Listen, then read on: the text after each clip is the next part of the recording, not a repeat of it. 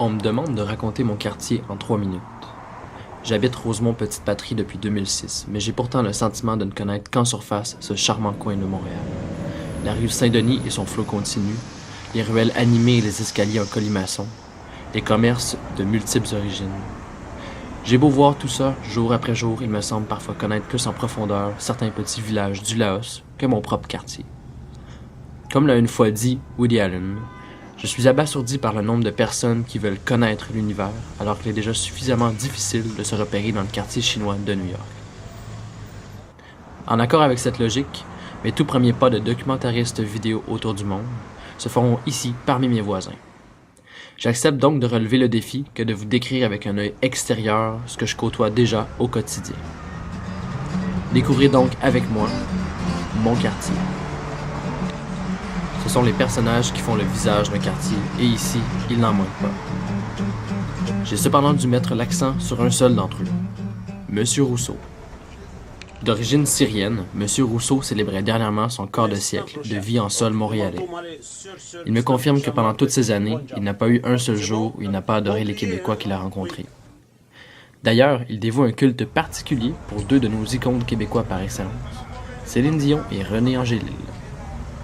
Ce dernier étant en partie d'origine syrienne, il est considéré comme un frère par M. Rousseau. Et que dire de Céline, qu'il perçoit comme étant une bien jolie femme aux allures classiques. Monsieur, moi, ça est ouvert cette année, ça. Son charmant commerce de tailleur, ses prix modestes et son attitude plus que courtoise reflètent bien, à mon avis, la vie paisible du quartier. Demandez à quiconque qui a déjà marché devant sa vitrine, il vous dira que M. Rousseau n'hésite surtout pas à envoyer la main à tous les passants. À ma question « Pourquoi il a pris cette habitude ?», il m'a répondu que c'est pour la business. Il ne peut simplement pas avoir une attitude négative envers les passants et espérer faire des bonnes affaires avec eux. Son plan est efficace, sa réputation à travers le quartier est plus qu'établie, et cela ne fait qu'attirer plus de gens à le saluer et à faire affaire avec lui. Peut-être que certaines personnes sur cette terre auraient avantage à agir de cette façon, qui n'est, après tout, qu'humaine. Acheter ses fruits et légumes directement du fermier, saluer le tailleur du coin, faire pousser ses tomates, prendre une marche, s'amuser, rire. Dans notre société nord-américaine axée sur le stress et la production, il est assez rare de voir du monde, surtout en milieu urbain, suivre un train de vie que je qualifie de quasi-rural. Ça me semble pourtant être le cas ici, dans mon quartier Rosemont.